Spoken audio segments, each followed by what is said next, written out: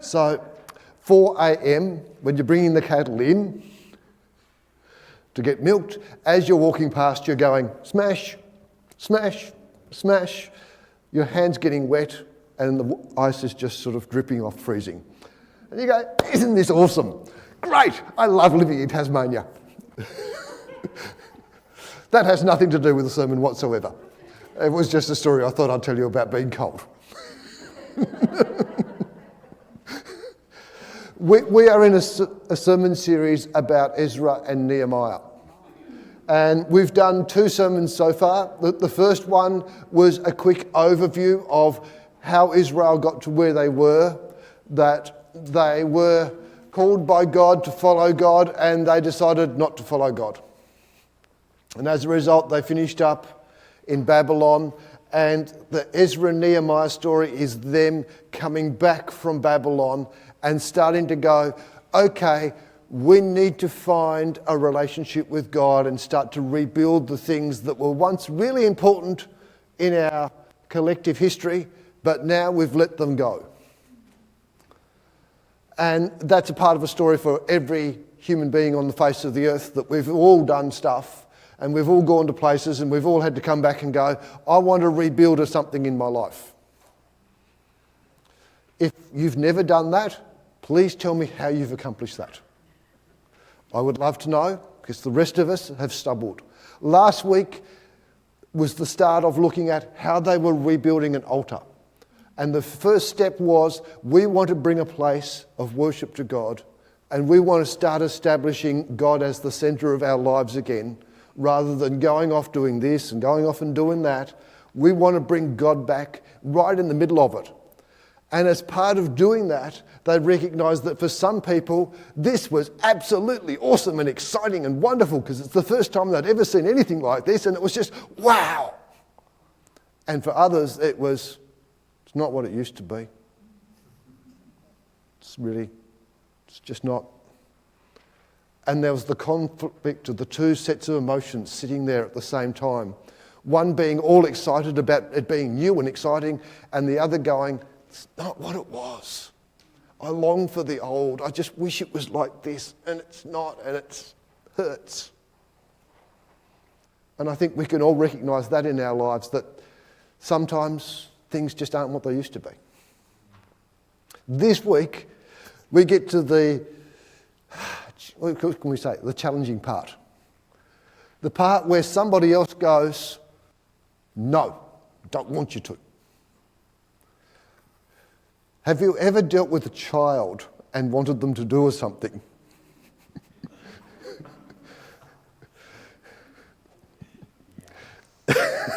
Ash is going, yes, I recognise this. And all of us that have had children recognise the reality of, you want the child to do something. The most challenging one we had was I think it was the last one that did this, the worst, was getting the last one to sit on a potty. And she would lock her body solid. You are not bending me to sit on that potty, no matter what you do. I am not going to do this. No. Ezra and Nehemiah, both stories, both in chapter 4, both get to this place where the opposition turns up. Where instead of it all being, we're excited, we're off, we're going to do this thing for God, all of a sudden someone turns up and goes, oh no, you're not. And sometimes that opposition is political. Sometimes the opposition is physical, where someone physically gets in the way and says, no, you can't. Sometimes it's emotional, that there's stuff in our past that stops us and holds us back. And then there are the guys we're about to describe. Ezra chapter 4, verse 1. When the enemies of Judah and Benjamin heard that the exiles were rebuilding or building a temple for the Lord, the God of Israel, they came to Zerubbabel and to the heads of the families and said, let us help you build. Because like you, we seek your God, and have been sacrificing to him since the time of the king of Assyria, by that name, who brought us here. But Zerubbabel, Joshua, and the rest of the heads of the families of Israel answered, "You have no part with us in building the temple to our God. We alone will build it for the Lord, the God of Israel, as King Cyrus, the king of Persia, commanded us." Then the peoples around them set out to discourage the people of Judah and to make them afraid to go on building. They bribed the officials to work against them and to frustrate their plans during the entire reign of Cyrus, king of Persia, down to the reign of Darius, king of Persia. With friends like that, who needs enemies? Let us come alongside, we'll help you, and their real motive in wanting to come alongside and help was to stop them. Isn't that encouraging to know that there are friends like that out there? Who's ever been in an organisation where you've been trying to do something and the biggest enemies you've got in trying to get something done are the people that are on the leadership team with you? You're trying to push it forward and they're the ones that are going, "Oh, no, you all won't. Come back here. We're not going to go forward. Never." And they sit there and they don't come at you directly. They never do. It's always just the little subtle underminings, the little subtle, "No, we can't do that. No, we can't step forward." That's exactly what was going to happen here. These people were wanting to come alongside and join in. Let's come and help you. But they had enough wisdom to go, "No, not going to happen." In Nehemiah, it happened slightly differently. Nehemiah 4, verse 7 and 9. But when Sanballat, Tobiah, and the Arabs, the Ammonites, and the people of Ashdod heard that the repairs of Jerusalem's walls had gone ahead and the gaps were beginning to be closed, they were very angry. They all plotted together to come and fight against Jerusalem and stir up trouble against it. But we prayed to our God and posted a guard day and night to meet this threat. It doesn't seem to matter what you do for God when you're rebuilding something. There will be a someone that will have a something that will come and cause trouble. Sometimes it will be a physical block. Ever seen someone who's been trying to give up, let's say, smoking, and they have to deal with the physical addiction issue, and they try to stop, and then the addiction comes along and goes whack, whack, whack, whack, whack, and they go, "Oh, just one won't hurt," and then they start the whole cycle again. Ever seen that one? Ever seen people with other types of addictions doing the same thing, trying to give it up, and then the addiction just comes whack back, and they keep going, "Oh." Physical issues, they come against us. And then there's that issues of discouragement. Who likes hearing people that wander around going, "You can't do that. You're not smart enough. Oh, you can't do that. You're not educated enough. You don't have the skills." You know, one of the little challenges that I've faced in my life is God has put me in places to do things. And he has put me there and said, "I want you to help these people." And I look at them and I go, "They all have degrees in the thing you want me to help them with, and I don't have a degree. How am I supposed to help people that have got more knowledge on the topic than I do?"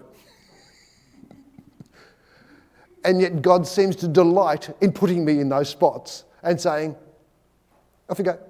You can do it." Have you ever felt that way? "No, I can't." To something God has put right in front of you. Ever thought about poor old Moses? Pretty burning bush, lovely. "I want you to go do this." "No, I can't. No. See, sometimes when people come to frustrate us, they actually have a point. The things that they're frustrating with are actually valid.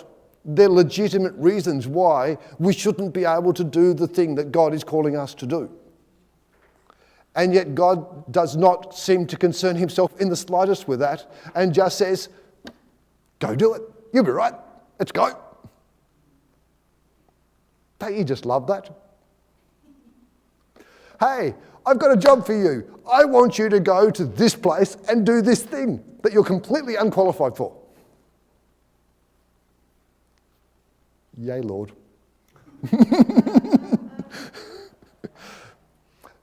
Can you just imagine the excitement on Jonah's face? I want you to go to Nineveh, that great city, and preach to it. Yeah, bye. You see, it's the reality of life that God puts us in places that are difficult and challenging and says, I am with you. What more do you need? Let's go. And we have to make choices about, do I listen to the opposition? Do I listen to the problems? Do I listen to all of this? Or do I listen to the voice of God in my heart that says, I can? Because we can only really listen to one or the other. And whichever one we choose to listen to will drown the other one out.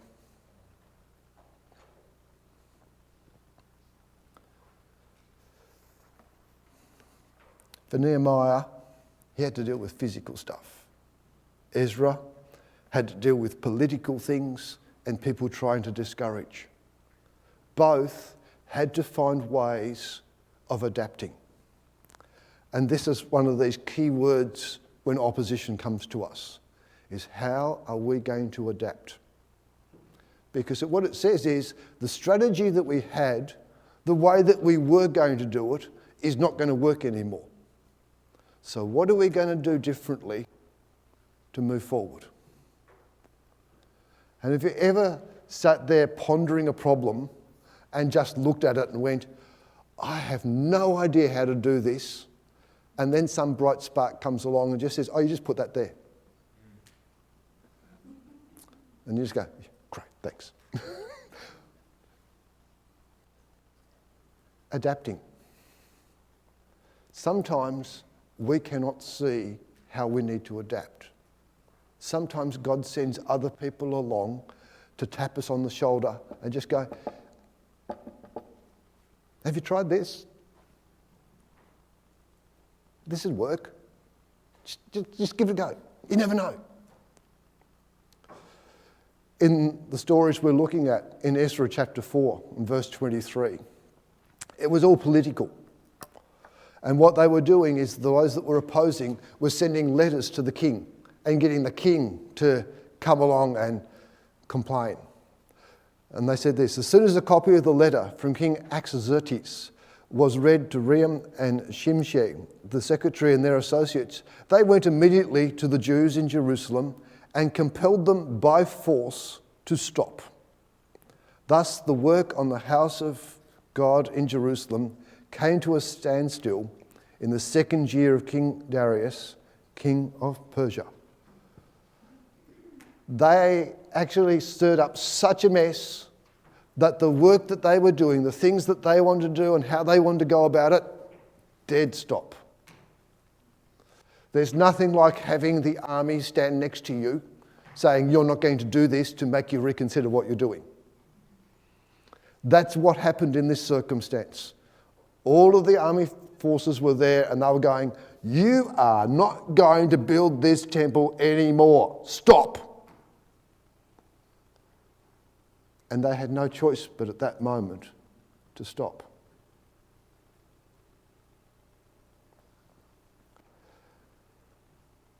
Have you ever faced a moment like that in your life?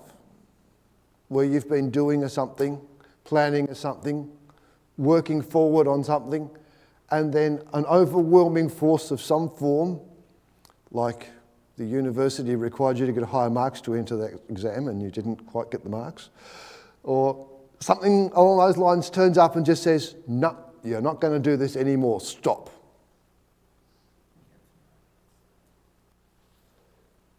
And you have this choice. Do I give up or do I find a way around this? And which one we choose depends largely upon our passion. If we are really passionate about this thing and we believe God has called us to this thing, we will go, I want to find a way around this. But if it's something that sort of is, oh yeah, whatever. Oh well, got a good excuse now, go back and go do something else. Off we go. Ezra decides that the approach will be, well, look, we know what the original order of the king was, so we're going to write a letter back to the king and go, no.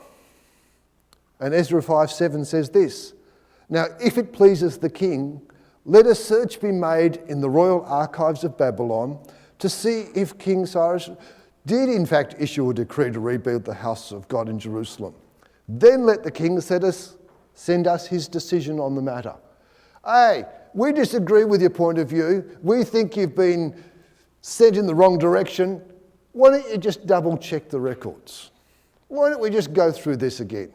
Why don't we see if there's another way? And what happens is the king goes back, has a look and goes, oh, you're right. It is so easy to give up when trouble comes.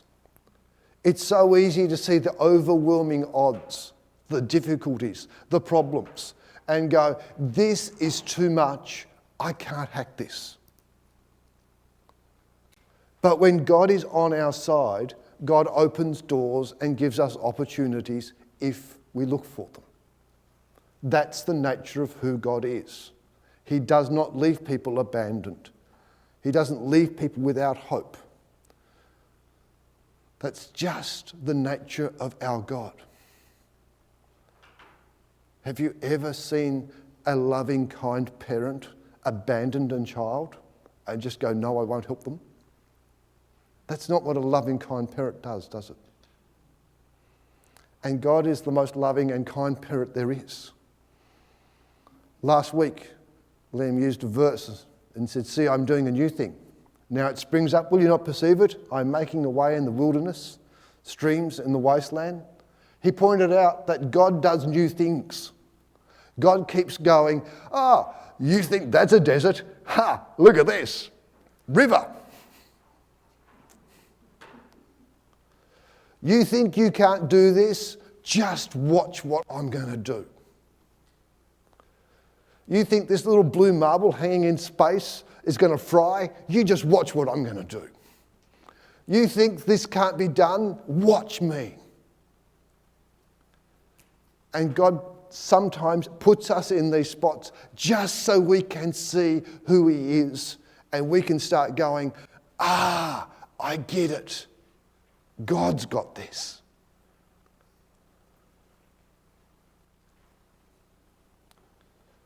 Sometimes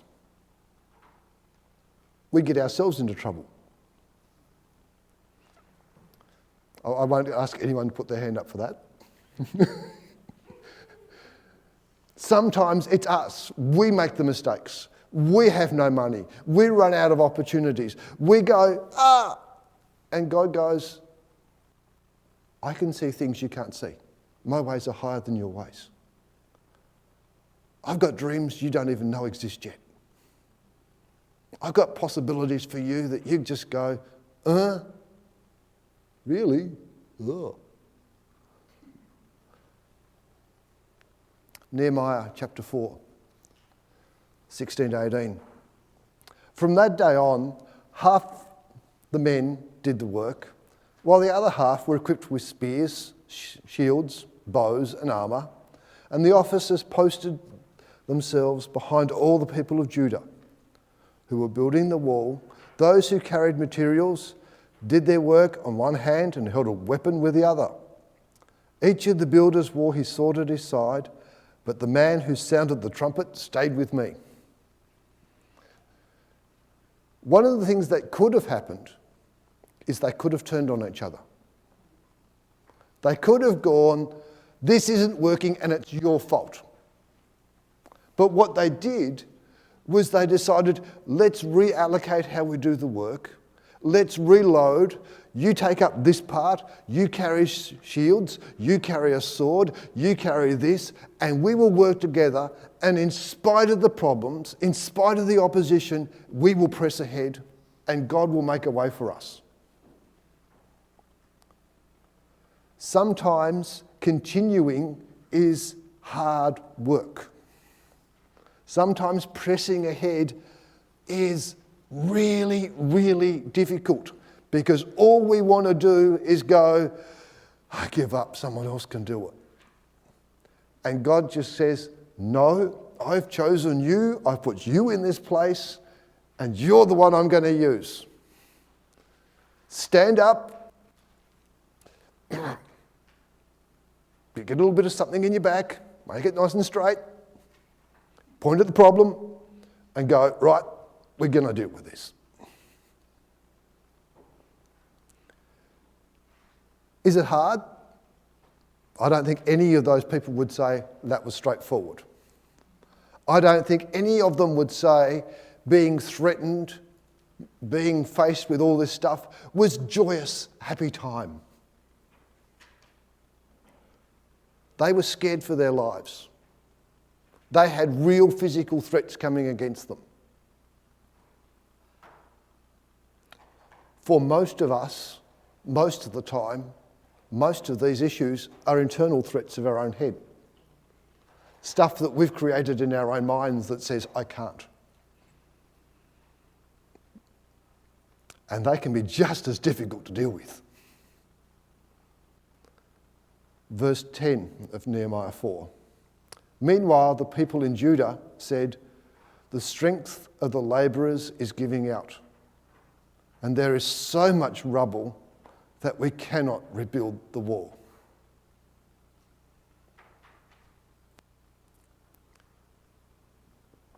Continuing. Keep putting one foot in front of another. Keep pressing forward. Sometimes you just look at the rubble and go, oh, there is so much rubble.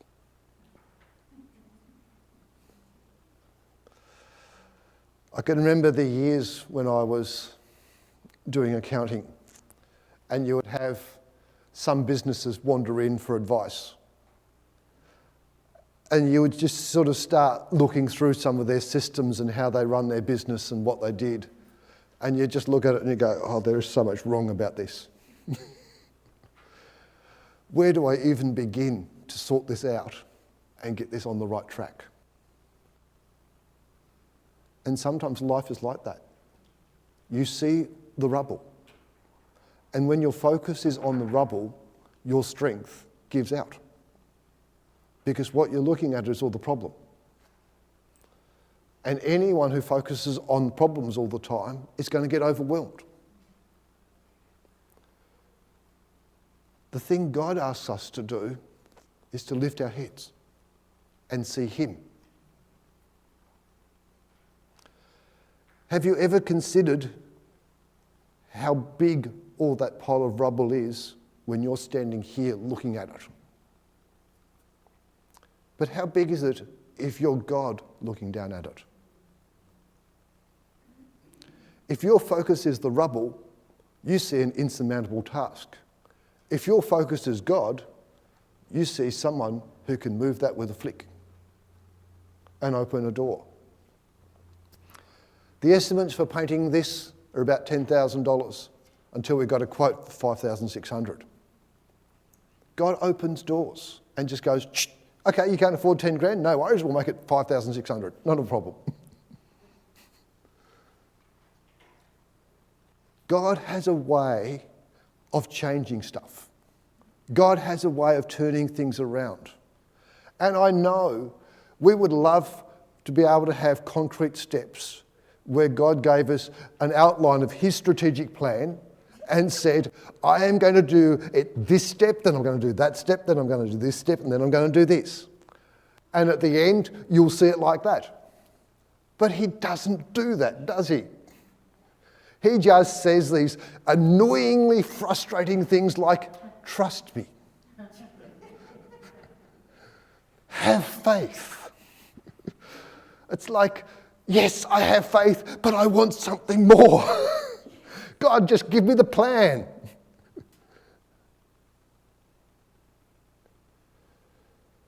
Year after year after year, seeing the rubble, removing a brick, removing another brick.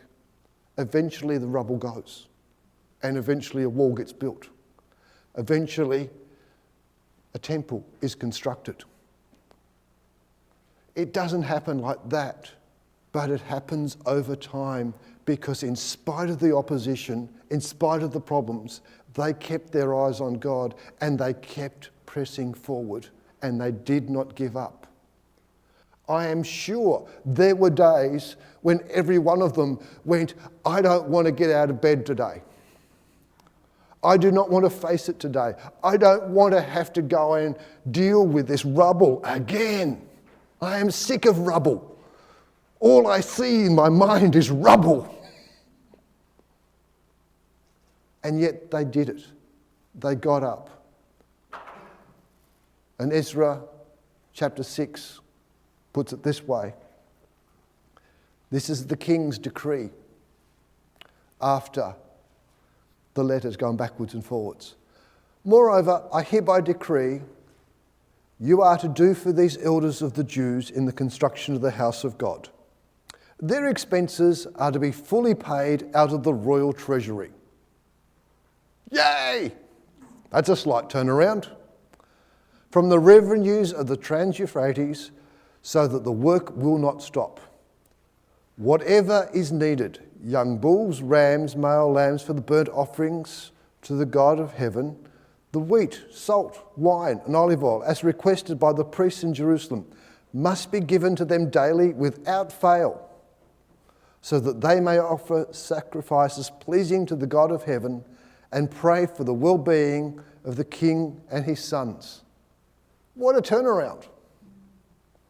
Verse 12, may God, who has caused his name to dwell there, overthrow any king or people who lifts a hand to change this decree or to destroy this temple in Jerusalem. I, Darius, have decreed it. Let it be carried out with diligence.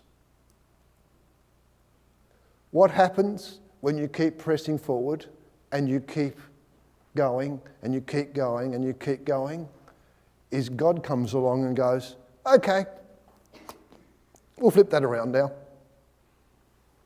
And God opens a door, and the thing that you thought couldn't happen suddenly starts to happen.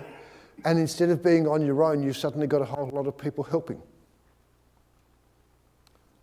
Time and time again, I reckon every one of you have seen this in some form or shape, in some area of your life, where there's been a battle and you've had to push and you've had to push, and then God's flipped it around and suddenly there's this nice, relaxing, bright spot where God's going, ah. And we're all going, it's suddenly working. I got an A on the exam. Yay!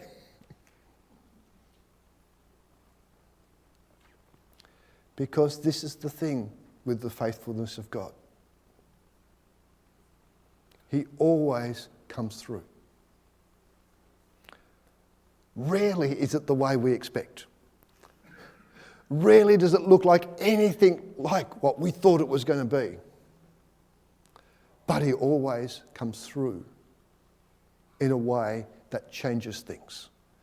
And sometimes, instead of going, oh, we've got to get this done, we suddenly realise, actually, we've got to get that done.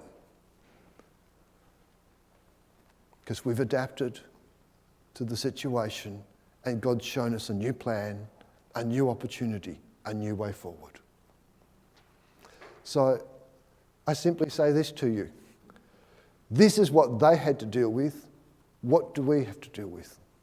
What's the thing in our life that we're trying to rebuild, that we're trying to establish?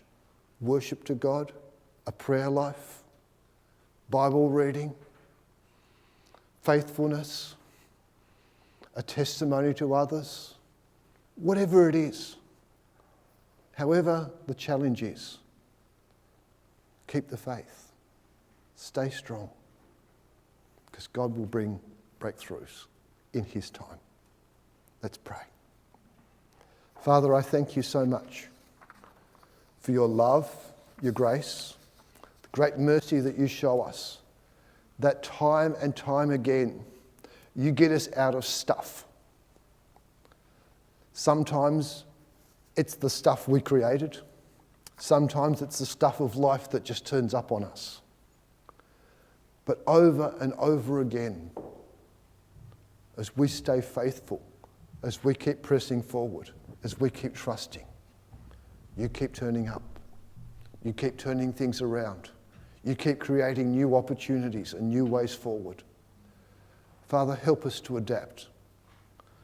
Help us to acknowledge that sometimes it's not what we want, but it's what we need. Help us to move forward with that and to know you as a good Father who has what is best for us in his heart. Father, we just thank you for your love. Bless each one, I pray, as we go out this week. In Jesus' name, amen. One of the weird things that I've found in life is that sometimes the challenges and opposition are actually about teaching us to adapt. They're teaching us not to be so stubborn in trying to do it our way, but to be willing enough to go, actually, doing it that way is just as good and gets me to the better place. Maybe I just need to adapt.